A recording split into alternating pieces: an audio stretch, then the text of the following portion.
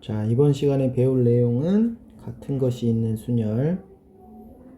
같은 것이 있는 경우의 순열의 수는 같은 것이 있다는 것은 이렇게 A, B, C, D, E처럼 각각이 다른 게 아니라 AA, C, D, E 이런 식으로 AA 같은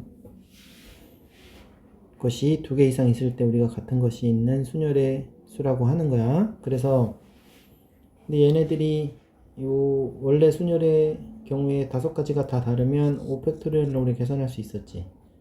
근데 요 같은 것이 있으면 얘네들이 들어가는 거에 따라서 다 그 경우가 구분할 수 없기 때문에 그만큼 같은 것이 있는 만큼 팩토리얼로 나눠주면 된다.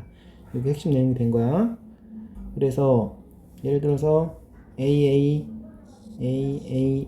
B, B처럼 다섯 개 네, 세 개가 같은 게 있고 두 개 같은 게 있으면 5팩토리얼인데 내가 3팩토리얼, 2팩토리얼로 나눠준다. 알겠죠? 이게 핵심 내용인 거야. 같은 것이 있는 순열은 그 같은 것이 있는 개수만큼 팩토리얼을 나눠준다. 그래서 일반적으로 n개 중에서 같은 것이 각각 p, q, r개씩 있을 때 n개를 모두 1로 나열하는 경우 순열의 수는 n팩토리얼을 p팩, q팩, r팩으로 모두 나눠주면 된다. 좀 이해되죠? 자, 6개의 숫자를 111, 22, 3을 사용하여 만들 수 있는 6자리의 정수의 개수를 구하라. 그럼 이것도 역시 6개니까 6팩토리얼인데 111이 똑같고 22가 똑같으니까 3팩, 2팩으로 나눠서 계산하면 되겠지. 그 다음 2번처럼 6개의 숫자가 있는데 0이 있을 때 이때는 전체 6팩토리얼 해서 전체의 개수를 구한 다음에 그러면 똑같은 게 지금 1, 1, 3, 3이니까 2팩, 2팩으로 나누겠죠. 그 다음 어떻게 하냐면 맨 앞자리에 0이 오면 안 되니까 그걸 제외하기 위해서 이렇게 0이 온 나머지 5개를 나열하는 방법의 수를 빼주면 되는 거예요. 그래서 5팩을 0을 제외하면 5개 숫자잖아요. 그리고 1, 1, 3, 3 똑같은 거 똑같으니까 2팩, 2팩 곱한 걸로 나눠주고 그거를 전체 숫자에서 빼주면 된다. 이거 잘 기억해 두세요. 해피니스의 9개의 문자를 모음끼리 이웃하여 배열하는 방법의 수를 구하라. 이 문제를 풀기 위해서 우리가 자음과 모음을 확실히 구분할 수 있어야겠지. 자, 모음은 아, 에, 이, 오, 우처럼 스스로 발음이 연속될 수 있는 거를 우리가 모음이라고, 그 외의 모든 것들은 자음이라고 한다. 그래서 여기서 문자 모음끼리 이웃하는 배열 해야 된다 했으니까 여기 지금 모음이 뭐가 있어요? A, I, E, 아에, 이, 에, 요 세 가지가 있지. 그래서 얘네들을 하나로 묶으면 이웃할 때는 항상 우리가 하나로 봤었지? 그러고 나면 H, P, P, N, S, S 하나, 둘, 셋, 넷, 다섯, 여섯 개고 얘는 하나로 보니까 7개니까 우리가 7팩토리얼이 된 거고 그거를 같은 것이 있는 순열이 뭐였어? PP, SS가 있으니까 2팩, 2팩으로 나눠준다. 근데 여기서 끝이 아니라 항상 이웃할 때는 걔네들이 섞일 수 있는 가지수 3팩을 다시 곱해주면 되겠지. 그래서 붙은 거 이게 얘네들이 섞일 수 있는 가지수가. 그 다음에 순서가 정해진 순열의 수. 자, 이거는 다음 페이지 보면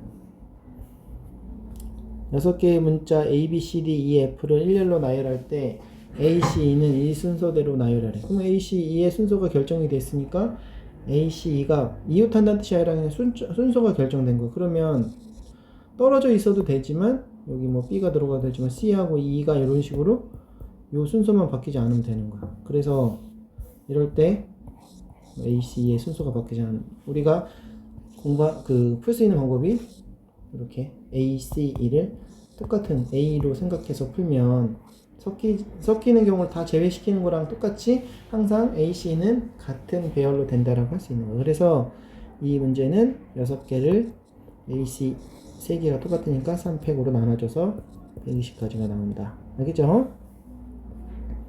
그 다음 그래서 사커의 6개 문자를 모두 써서 1로 나열한 것 중 5가 2보다 앞에 있는 것은 몇 개냐? 그럼 5와 2를 아까 얘기한 것처럼 같은 문자로 보라고 그랬죠.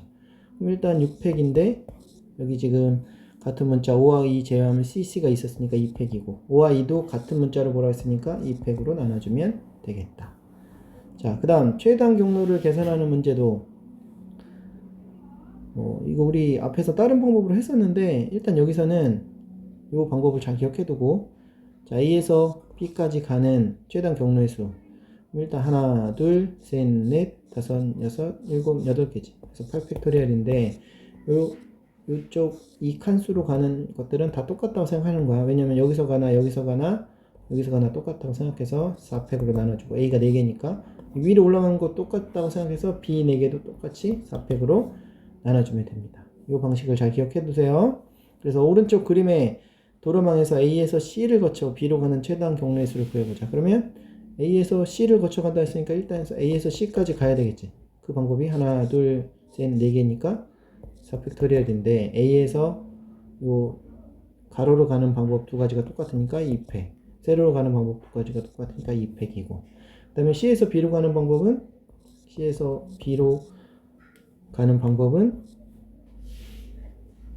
하나, 둘, 3개니까 3팩인데 요 가로로 두 개가 똑같으니까 2팩이다. 따라서 계산해서 곱해줘도 되고 식으로 써주면 2팩 곱하기 2팩 분의 4팩을 둘이 곱해주면 되겠지. 왜냐면 서로 영향이 있는 사건이니까. 여기까지 해주고 그거랑 가지수가 곱해져야 나오기 때문에 할 수 있고, 그 다음에 또 반대로 이 방법도 있겠지. 전체 하나, 둘, 셋, 넷, 다섯, 하나, 둘, 셋, 넷, 다섯, 여섯, 일곱 가지를 전체를 구한 다음에 7팩, 그리고 아까 했던 것처럼 4팩, 3팩으로 나누면 C를 거치지 않고 그냥 최단 경로로 가는 수인데, 우리가 여기서 뭘 뺀다? C를 제외한 나머지를 거쳐가는 가지수가 어떻게 되겠어? 일단 C를 거치지 않은 하나, 둘, 셋, 넷. 그러니까 여기서 지금 4팩, 2팩, 2팩으로 곱한 거를 또 2팩 분의 3팩으로 해서 계산을 해주면 된다 이 소리지. 알겠죠? 그러니까 같은 결과가 나올 거야 이렇게 해도. 그러니까 이거는 아까 얘기했던 것처럼 푸는 게 아니고, 그걸 거치지 않을 때는 요 C를 거치는 걸 빼주면, 전체에서 빼주면 된다. 이렇게 계산해주면 되고, 그 다음에 오른쪽 그림과 같이 정해물이 있는 도로망에서 A에서 B로 가는 최단 경로의 수를 구하는 문제는 제일 중요한 게 중간 주점인 PQR을 정하는 게 핵심이다. 자, 무슨 문제냐면 보세요.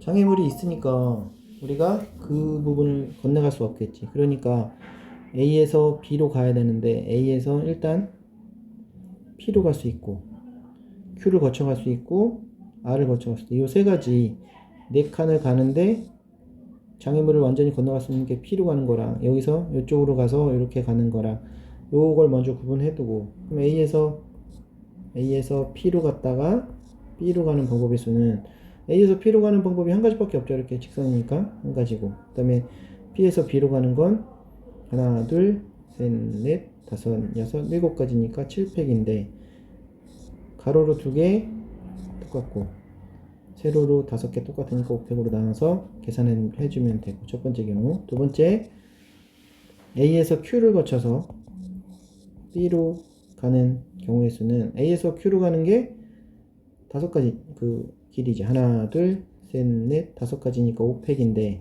얘를 똑같은 게 가로로 4가지가 똑같으니까 4팩으로 나눠주고, 그 다음에 Q에서 B로 가는 게 또 하나, 둘, 셋, 넷, 다섯, 6가지지.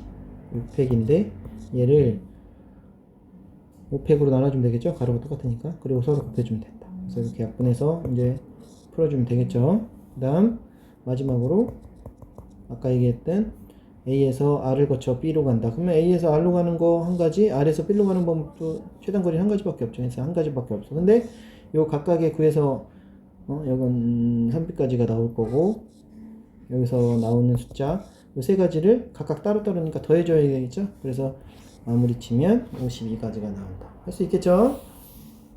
그러면 자, 확인 문제를 통해서 우리가 해보면, 오른쪽 그림과 같은 도로망에서 A에서 B로 가는 최단 경로의 수를 구하라. 그러면 처음에 A에서 B로 가야 되는데 얘가 일로 가서 이렇게 갈 수 있는 첫 번째 경우 한 가지 있을 거고, 그 다음 여기 이 점을 뭐 P, 이 점은 Q, 그 다음 또 여길 거쳐서 갈 수도 있겠죠. PQR이라고 설정을 했을 때, 그래서 A에서 P를 거쳐 B로 가는 경우는 한 가지고, A에서 Q를 거쳐 B로 가는 경우 계산하고, A에서 R을 거쳐 B로 가는 경우 계산해서 각각을 더해주면 되겠죠.